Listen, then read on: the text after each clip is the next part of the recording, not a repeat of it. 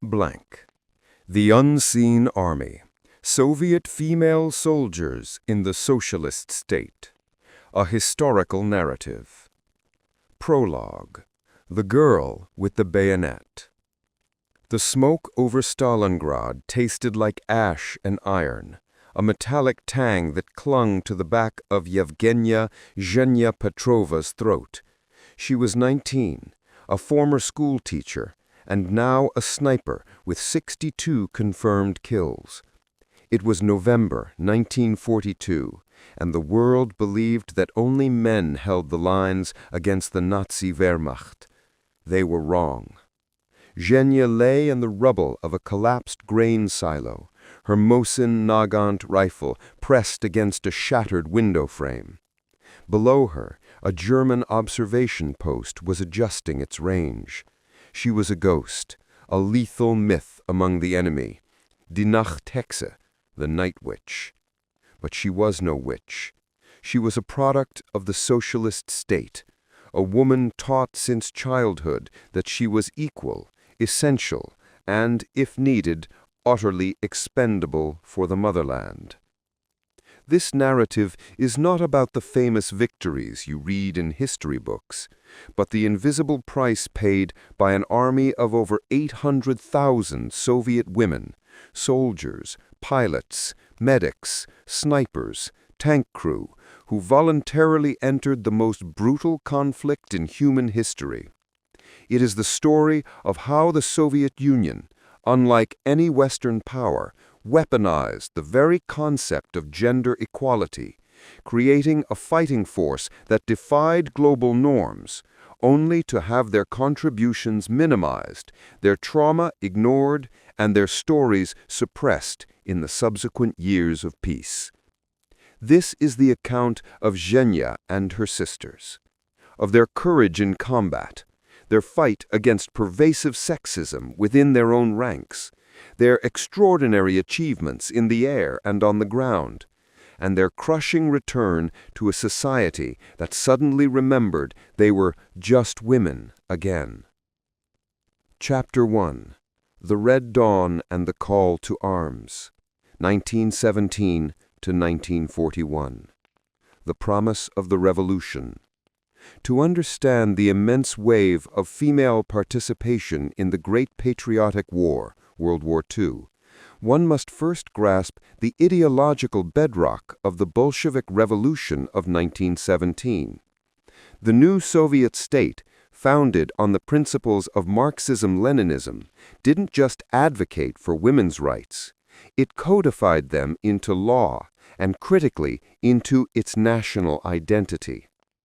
The Zhenotdel, Women's Department, established in 1919, was a powerful governmental tool dedicated to rooting out illiteracy, promoting collective farming, and, most importantly, achieving full social and economic equality. The message was unequivocal. There were no men's jobs or women's jobs. There was only the collective labor required for the socialist future. Key context. The working woman is the most powerful weapon of the proletariat. Alexandra Kollontai, the most prominent woman in the early Soviet government, articulated this foundational belief. This wasn't merely social reform, it was a political strategy to double the nation's workforce and defense potential. This ideological push permeated Soviet culture and education. Girls were not just taught needlework, they learned marksmanship, parachute jumping, and basic battlefield first aid through state-sponsored organizations like Osavia Kim, the Society for Assistance to Defense, Aviation, and Chemical Construction. 1920s and 30s. Women entered heavy industry, construction, and tractor driving, roles strictly confined to men in the West. Aviation. Women became national heroes as pilots and navigators, setting world records like Valentina Grizadova and Polina Osipenko, who were celebrated as heroes of the Soviet Union before the war began. By 1941, when the German invasion, Operation Barbarossa, shattered the peace, the Soviet woman was psychologically and often physically prepared for war in a way her American or British counterpart was not.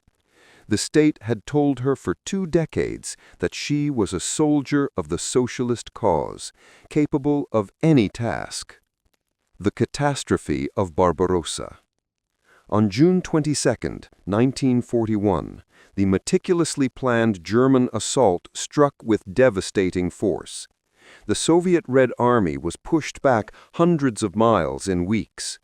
Within the first 6 months, nearly 4 million Soviet soldiers were captured, killed, or missing.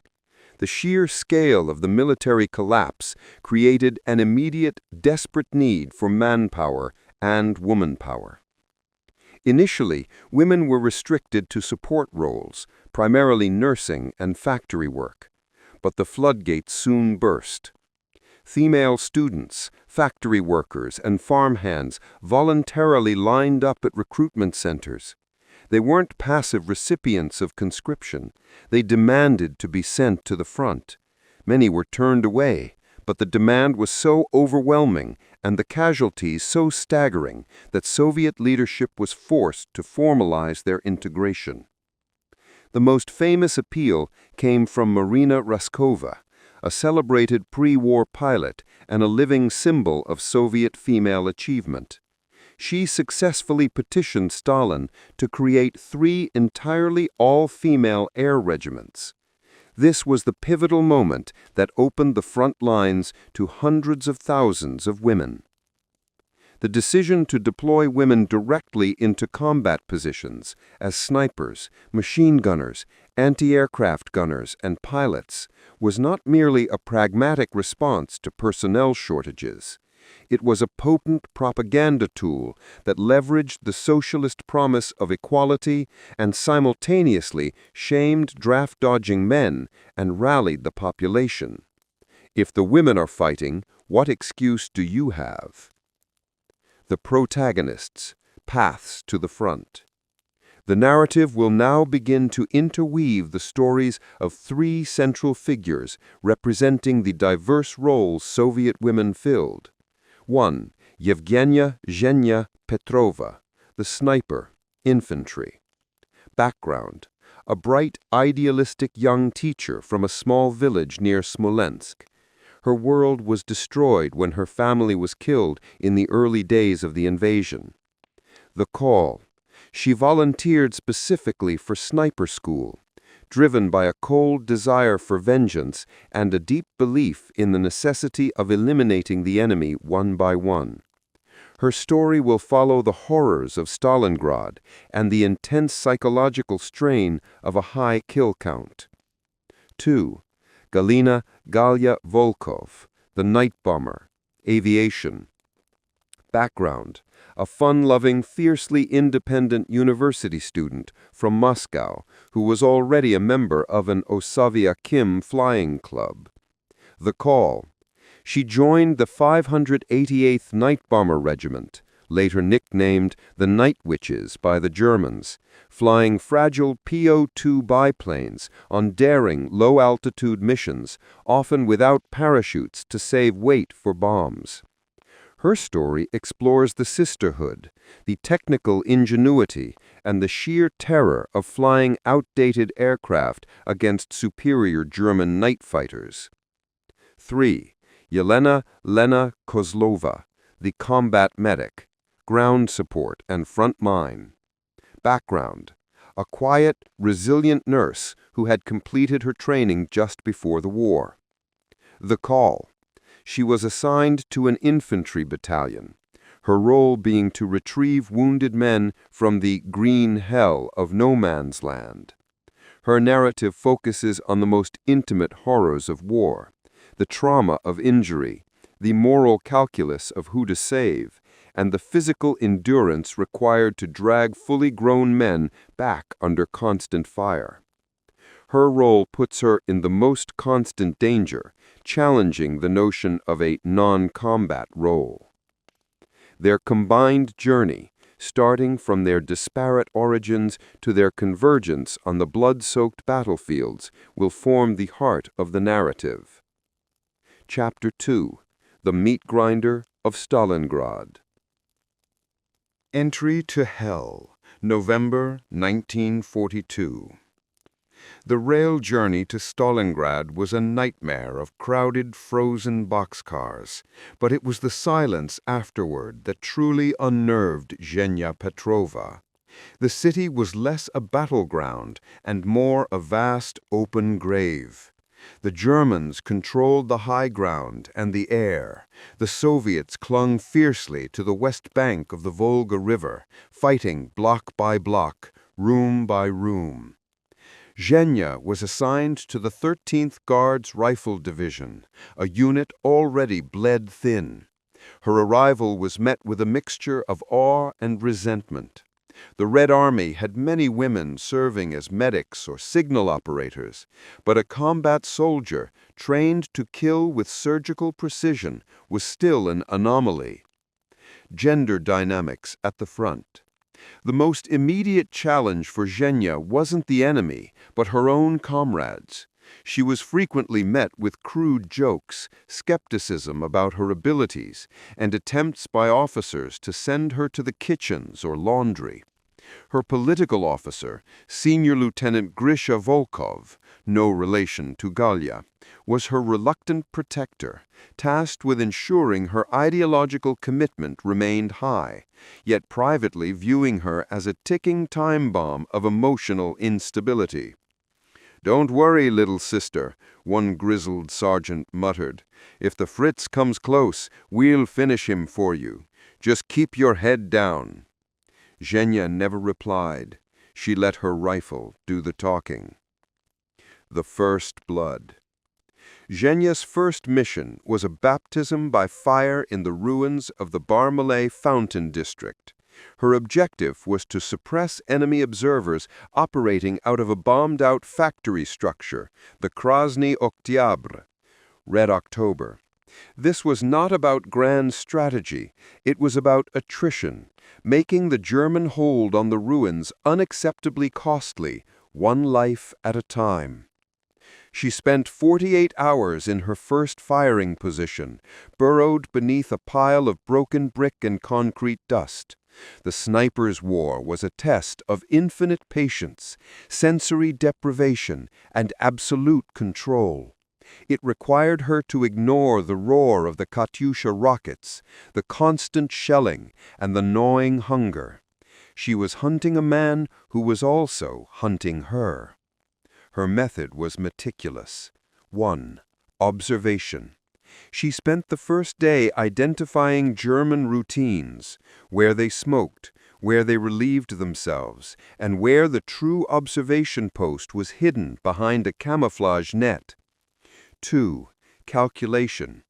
She factored in wind speed, bullet drop over 400 meters, and the parallax error of her optic sight.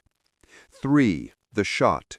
Her first target was a German radio operator who briefly exposed his head to light a cigarette. The crack of her Mosin Nagant, a heavy, long-barreled rifle, was instantly swallowed by the city's ceaseless artillery chorus.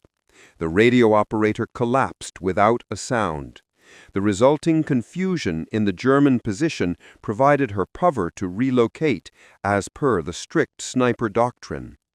Over the next 2 days, she registered 7 kills, systematically eliminating an observation team and 2 forward machine gunners. The psychological cost. Zhenya returned from her first mission exhausted, covered in dust, and bearing the grim, silent acknowledgement of her squad mates. The crude jokes stopped. She was no longer little sister. She was Petrova. However, the psychological toll was immense. Unlike an artillery crew or a machine gunner, the sniper sees the enemy as an individual, clear and defined in the scope. The act of killing becomes intimate, personal, and repetitive.